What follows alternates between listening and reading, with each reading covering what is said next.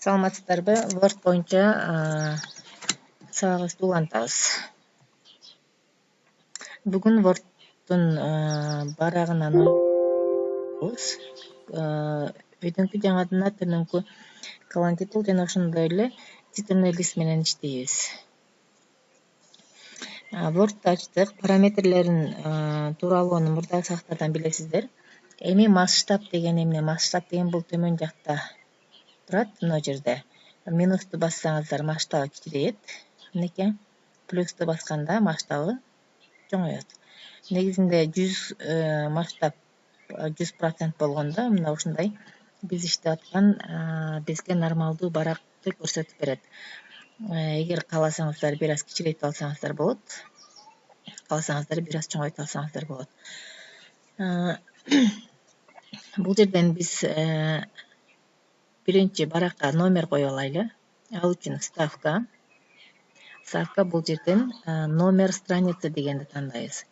Эгерде барактын үстү жагына коюла турган болсо сверху страницы, мынакей каалагандай сол тарапка, ортого, оң тарапка жана башка. Төмөн жакка болсо внизу страницы же болбосо поляда. Ошол биз төмөн жакка коелу жана ошондой эле төмөн жакта оң тарапта болсун. Мынакей биздин номерибиз коюлду. Биз баракты кошкон сайын өзү автоматтык түрдө 1-2 деп кете берет. Эми бул колон титулду жабыш үчүн бул жердеги закрыть окно колон титулов дегенди басып койсок кете берет. Биз бул жерде иш аткарып мына бизде масштабын бир аз кичирейтип алайын. Мына жерде канча бет, канча сөз экенин көрсөтүп турат. Мына биз биринчи бет бүттүк. Ал эми бул экинчи бет. Бизде автоматтык түрдө өзү мынакей көрүнүп тургандай эле биринчи, экинчи деп барактын номерлерин коюп кетип атат. Биз автоматтык түрдө коюлуп кетет бул номер страница баракка номер бергенибизде. Эми биз баракка номер бергибиз келбеди, кантип өчүрөбүз? Кайра вставка, номер страницага барабыз дагы. Бул жерден удалить номера страниц басып койсок биздеги барактын номерлери мына төмөн жакта мына жерде болчу. Мынакей. Азыр биз өчүрүп койдук. Колон титулду кантип коебуз? Мисалы үчүн сиздин барагыңыздын башында же төмөн жагында аты жөнүңүз же болбосо ошол жазган темаңыз, документтин темасы жазылып турсун десеңиз. Ал үчүн верхний вставка бөлүгүнөн верхний же болбосо нижний колон титул. Верхний колон титул коюп көрөлү. Тандайбыз. Бул жерден введите текст деген жерди өчүрүп, мисалы үчүн бул жерге темасын жазып коюп, закрыть окно колон титулов дегенди басып койсок болот. Мына жерден ошол размерди колон титул ээлеген размерди чоңойтуп кичирейтсек болот. Мынакей биздин жазуубуз эң жогору жагына чыкты. Мынакей биз бул эч кандай таасир бербейт жазууларыбызга. Биз кадимкидей эле жазуу жазып, экинчи бетке өткөнүбүздө экинчи беттин башында дагы өзү автоматтык түрдө Санарб мугалим деген колон титул жазылып атат. Колон титулду кайра өчүрүү үчүн ставка бул жактан верхний колон титул дегенди басып, удалить дегенди басып коебуз. Удалить верхний колон титул. Төмөн жакка койсоңуздар, нижний колон титулду басып, удалитти басасыздар. Эми бул номер жана колон титул коюу боюнча болду. Мисалы үчүн сүрөттөрдү, рисунокду коюп, кантип макетке салабыз. Рисунокду басабыз. Бул жерден каалаган бир сүрөттү тандайбыз. Тандаганда бул жерден бизде автоматтык түрдө формат ушул контекст меню ишке кирет. Бул жерден биз макетин өзгөртүш үчүн мына ушул терезелер менен иштейбиз. Бул жерден мына стрелканы бассак, мынакей каалагандай форматка, макетке салып койсок болот. Бул жерден фонун алып койсок болот. Азыр бул GIF болгондуктан фон алынбайт. Сүрөттүн границасын өзгөртүп койсок болот. Мынакей. Эффект берсек болот. Мисалы тен отражение жана башка жана башка.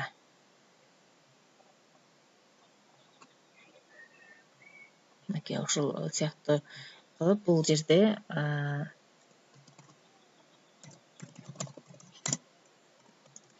сүрөт менен иштөөдө өзгөртүп алсак болот.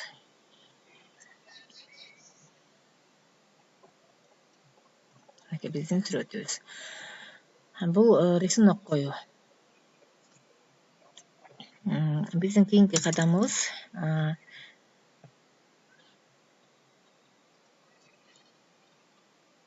WordArt менен жазуу. Биз WordArt'ты алабыз. Бул жерден шрифттин түрүн тандайбыз. Шрифттин түрүн тандап, эми мисалы үчүн Санарип мугалим. Ушул сөзүбүз мондой ийилсин же болбосо мындай айлана түрүндө болсун, же болбосо жана башка. Биз ушул WordArt'тан чыкпай турганыбызда мына жерде ушул автоматтык түрдө өзүнүн терезеси ачылат. Бул жерден биз экспресс стиль деген жанында 3 түрдүү шрифтти көрүп турабыз. Эң акыркысына кирип, жанында стрелканы бассак, тень, отражение, рельеф жана башка. Подсветка беришти, тень беришти, рельеф беришти үйрөнгөнбүз. Поворот берсек болот. Мисалы үчүн жазуубузга ошондой эле эң акыркысы преобразовать деген бар. Ошону тандап биз жазуубузду каалагандай кылып өзгөртүп алсак болот. Мисалы үчүн сизге кандай жакса ошол типте өзгөртүп алсаңыздар болот. Мисалы үчүн мындай толкун түрүндө жазылсын. Мынакей Санарип мугалим. Сиз мына рамкасынын четинде көзөнөкчөнү тартсаңыз, бул чоңое берет. Ошондой эле заливка фигура, мына ушул турган рамканын ичин боёйт бул. Мынакей заливка фигуры койдук, эффект фигуры койсок болот, жанакындай эле. Бул ушул WordArt менен иштегенде. Мына жерден направление текста өзгөртсөңүздөр болот, жана башка. Ушул тексттердин контексттик меню менен иштесеңиздер болот. Кийинки кадамыбыз биз мисалы үчүн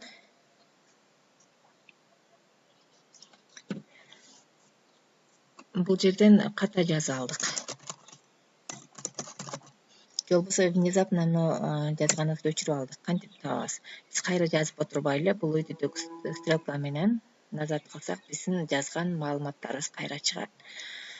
Биз ошол маалыматтардын кандай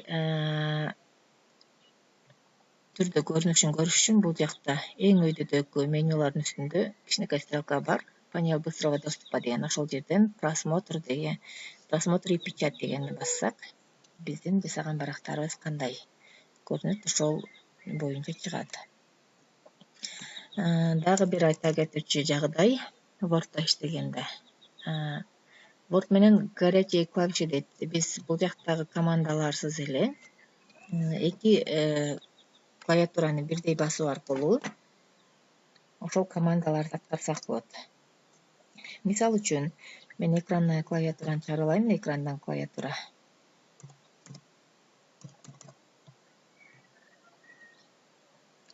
Аны сиздерге дагы ушул видеонун төмөн жагында жазып коем, ушул кайсы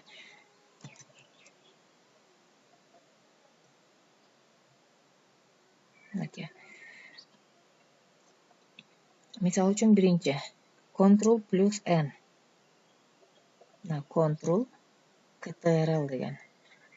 Ctrl менен N'ди бирдей басканыбызда бул жаңы документти ачат. Мисалы үчүн мына жаңы барак. Биз турабыз, ушул баракта турат, Ctrl+N'ди бассак, мынакей бизге жаңы бет ачылып калды. Мына кичинекей эки терезе жакылайын. Бул биздин жаңы барагыбыз, ал төмөн жакта бул биз мурда иштеп аткан барак. Ctrl+N жаңы баракты ачып берет. Ал эми кийинки Ctrl+O бул документти ачуу.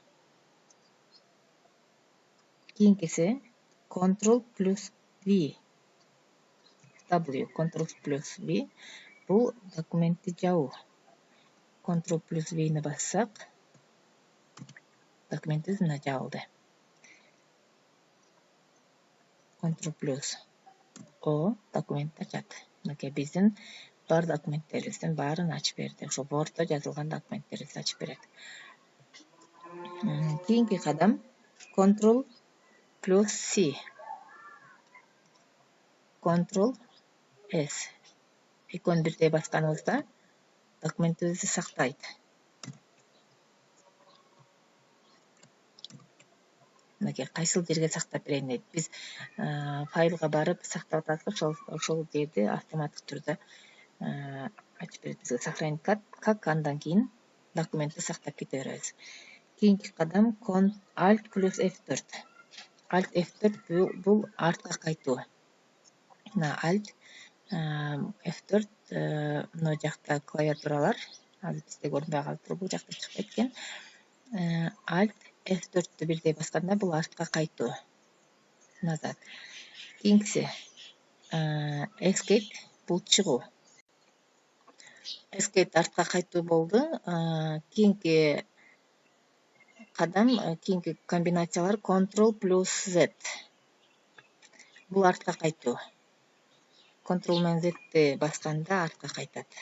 Мисалы үчүн мына жерге жазуу жаздыкпы, Ctrl Z'ти бассак, автоматтык түрдө өзү өчөт, артка кайтуу. Ал эми кийинки кадам бул Ctrl I. Ctrl I. Ctrl I'ни бассак,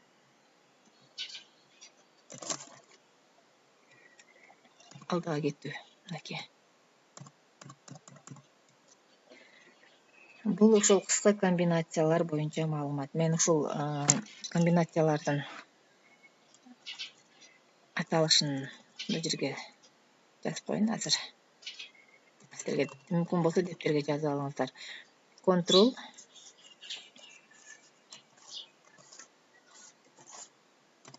плюс N. Бул жаңы баракты ачуу.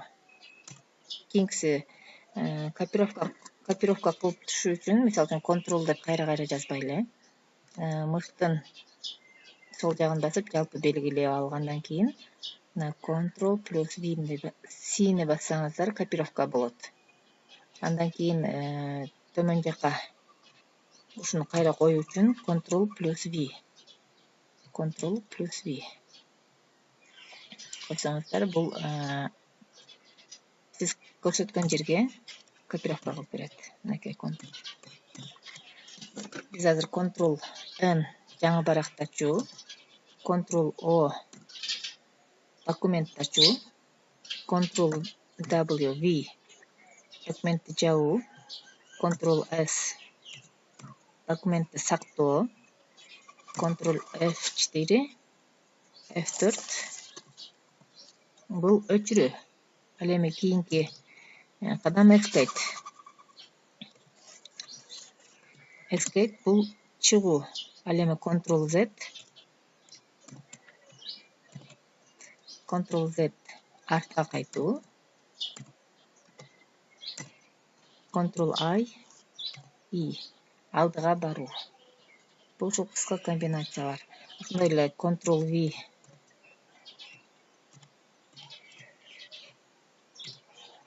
копировка, Ctrl V ставка, Ctrl C копировка, V ставка.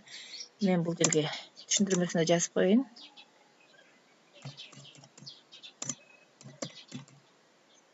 Жаңы документ ачуу, кийинкибиз открыть. Силерге түшүнүктүү болуш үчүн өзүнүн комбинациясын жазып коеюн. Документти жабуу, же болбосо закрыть. Кийинки сактоо, сохранить. Кийинкибиз өчүрүү, же болбосо удалить. Кийинкибиз Escape чыгуу, выход болбосо. Артка кайтуу. назад, кийинки алдыга баруу, сосын вперед, кийинки копировать, кийинки вставить, вставить. Ушул кыска комбинациялар менен иштесеңиздер дагы болот. Word боюнча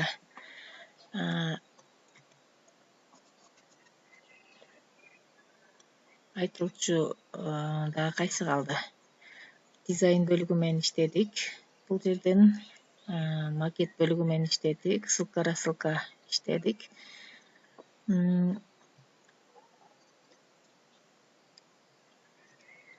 Титульный лист кантип коебуз, ошол боюнча айтып берейин. Эми биз титульный лист жасаш үчүн Word'ду ачкандан кийин вставка деген бөлүгүнө киребиз. Вставка бул жерден титульная страница дегенди бассак, бизге ошол титульный листтин түрүн сунуштайт Word өзү.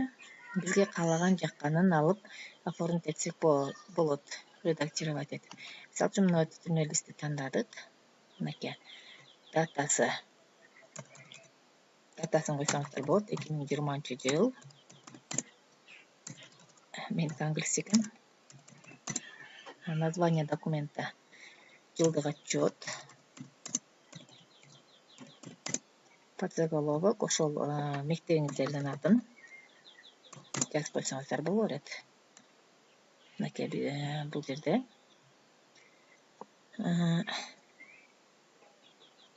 организация кайсыл жерде жайгашкан, ошол тууралуу кыскача маалымат берип койсоңуздар боло берет.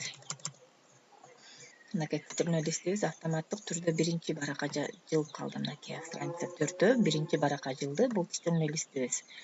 Калганы ошол биз аткарган комбинациялар.